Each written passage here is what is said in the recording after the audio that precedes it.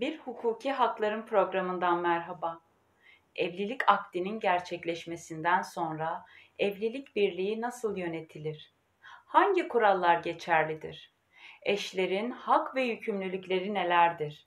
Bu gibi soruların cevabını Türk Medeni Kanunu tek tek düzenlemiştir. Türk Medeni Kanunu madde 185'e göre evlilik ile evlilik birliği kurulmuş olur. Eşler bu birliğin mutluluğunu el birliğiyle sağlamak ve çocukların bakımına, eğitim ve gözetimine beraberce özen göstermekle yükümlüdürler. Eşler birlikte yaşamak, birbirine sadık kalmak ve yardımcı olmak zorundadırlar. Bu maddeye dikkat edilir ise eşlere ortak yükümlülük yüklenmiştir. Evlilik birliğinde eşit hak, eşit sorumluluk ve eşit paylaşım esastır. Evliliğin temeli olarak birlikte yaşam, sadakat ve yardım ön planda tutulmuştur. Evlilikte sadakat yükümlülüğü aynı zamanda ahlaki bir yükümlülüktür. Sadakat evliliğe saygı demektir. Peki evlenince ortak konutu kim seçecektir? Eşler oturacakları konutu birlikte seçerler.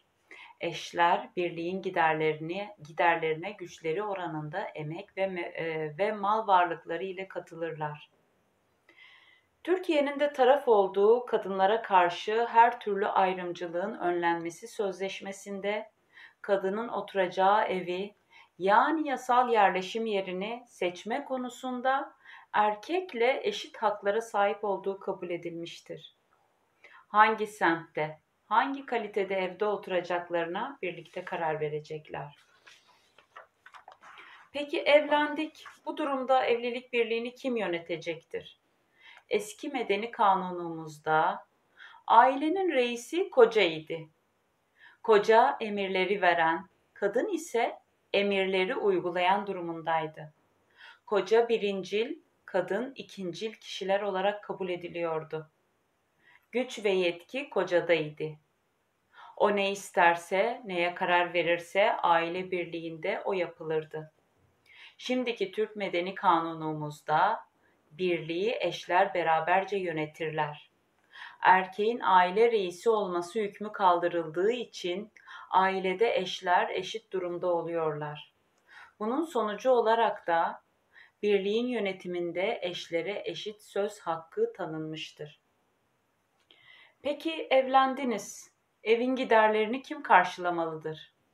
Medeni kanuna göre eşler birliğin giderlerine güçleri oranında emek ve mal varlıkları ile katılırlar. Eşlerin birliğin giderlerine güçleri oranında emek ve mal varlıkları oranında katılmasına en güzel örnek, kadının dışarıda çalışmayıp evde ev işleri, çocuk bakımı ile birliğin giderlerine katkıda bulunması, erkeğin de dışarıda çalışıp para ile birliğin giderlerine katılması örnek gösterilebilir. Türkiye'de çoğunlukla bu evlilik modeli mevcuttur. Bu sebepledir ki evlilik birliğinin kurulmasından itibaren edinilen mal varlığı ortaktır. Eski medeni kanunumuzu hatırlar isek, kadının evde yaptığı ev işi eve katkı olarak varsayılmazdı. Bu kadının görevi olarak görülürdü. Bu emeğin parasal hiçbir değeri yoktu. Bu durum boşanma davalarında kadınlar aleyhine sonuç doğurmaktaydı. Peki bir kadın evlendikten sonra hangi soyadını kullanabilir? Türk Medeni Kanunu şöyle der: kadın evlenmekle kocasının soyadını alır. Ancak evlendirme memuruna veya daha sonra nüfus idaresine yapacağı yazılı başvuruyla kocasının soyadı önünde önceki soyadını da kullanabilir. Daha önce iki soyadı kullanan kadın bu haktan sadece bir soyadı için yararlanabilir. Madde çok açık ve nettir. Kadın evlilik ile kocanın soyadını alır fakat dilerse ilgili prosedürü yerine getirmek şartıyla kocasının soyadıyla birlikte önceki soyadını da kullanabilir. Boşanma durumunda ikinci evlilik yapılır ise Eski eşin soyadının yerini yeni eşin soyadı alır. Peki evlendik, aile birliğini kim temsil edecektir? Ailenin sürekli ihtiyaçları için her iki eş de ayrı ayrı aileyi temsil edeceklerdir. Peki aile birliğinin sürekli ihtiyaçları nelerdir? Sürekli ihtiyaçtan kasıt zaruri ihtiyaçlardır. Evin yiyecek, giyecek, elektrik, su, doğalgaz gibi ihtiyaçları zaruri sürekli ihtiyaçlardır. Her iki eş de bu ihtiyaçları karşılarken aileyi ayrı ayrı temsil edeceklerdir.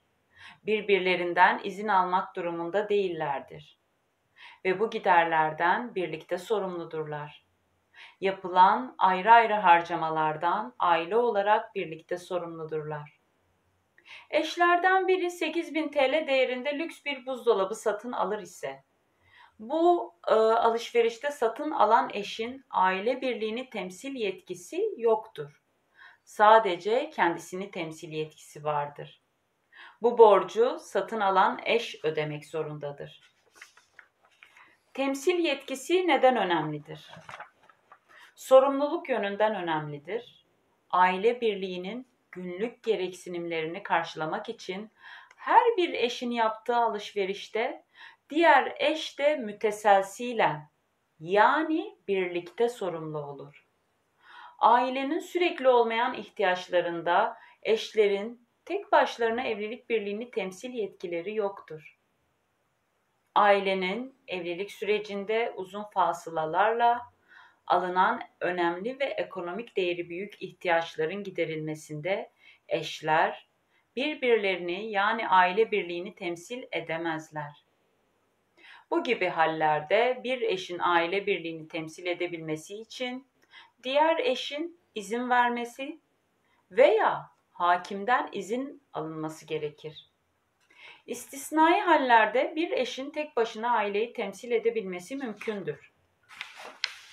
Bunun için aile birliğinin yararı bakımından gecikmede sakınca bulunması ve diğer eş hasta veya başka bir yerde olduğu için rızasının alınmıyor olması gerekir. Aksi takdirde eşlerden biri tek başına aileyi temsil edemez.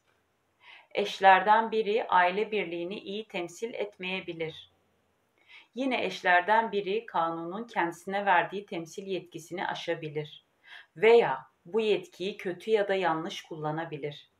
Bu durumda temsilden zarara uğramak istemeyen eş, diğer eşin temsil yetkisini kaldırması veya sınırlaması için hakime başvurabilir. Hakim bu istem üzerine olayı inceler, haklı bulması halinde diğer eşin aile birliğini temsil yetkisini kısıtlar veya tamamen kaldırabilir. Verilen bu hakim kararının iyi niyetli üçüncü kişilere karşı sonuç doğurabilmesi için hakimden alınan temsil yetkisini sınırlayan veya kaldıran kararın yine hakim kararıyla ilan edilmesi gerekir. Temsil yetkisinin kaldırılmasına veya sınırlanmasına ilişkin karar, koşullar değiştiğinde eşlerden birinin istemi üzerine hakim tarafından değiştirilebilir. İlk karar ilan edilmiş ise değişiklik kararının da ilan edilmesi gerekir. Bu konu biraz uzun bir konu olduğu için 2 bölüm halinde yayınlayacağım. Görüşmek üzere, hoşça kalın, sağlıcakla kalın.